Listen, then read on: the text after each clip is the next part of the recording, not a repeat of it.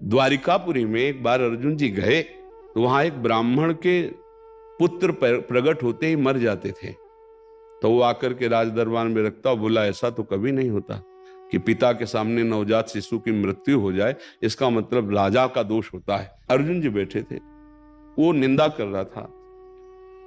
अर्जुन जी ने कहा मैं प्रण लेता हूं कि अब की जो तुम्हारी संतान होगी उसकी मैं रक्षा करूंगा, यदि रक्षा नहीं कर पाया तो मैं चिता लगाकर भस्म हो जाऊंगा। भागो। तो उस ब्राह्मण ने कहा अर्जुन तुम व्यर्थ की बात क्यों करते हो, जहां भगवान श्री कृष्ण और बलराम जी विराजमान हैं। तो उनका मैं श्री कृष्ण और बलराम नहीं हूं, मैं गांडीव धनुषधारी अर्जुन हूं, जो प्रतिज्ञा करता हूं उसका पालन करता हूं।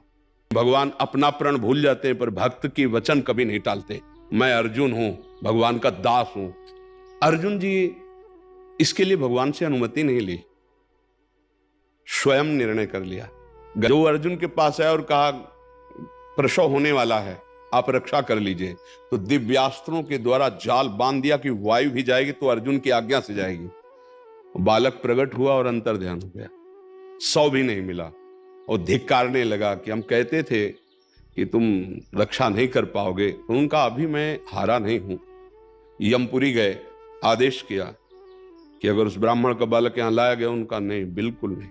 बोले वो नहीं आया है। हर लोक में गए जहां तक अर्जुन की पहुंच थी, कहीं नहीं मिला।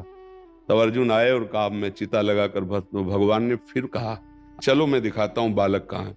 फिर भगवान ऐसी जगह से गए जहां अर्जुन जा ही नहीं सकते थे, जल ही जल, अंधकार ही अंधकार, फिर तेज ही तेज। और वहां गए तो वहां एक श्री कृष्ण आसन पर विराजमान थे। बोले प्रणाम करो, ये भूमा पुरुष है।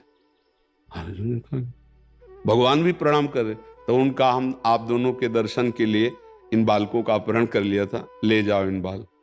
अर्जुन की समझ में नहीं आया कि जो श्री कृष्ण हमारे पास है वो ये भूमा पुरुष कैसे बल करके बैठे हुए। जिस समय जिसको जैसा चाहे वैसा ही कर देते।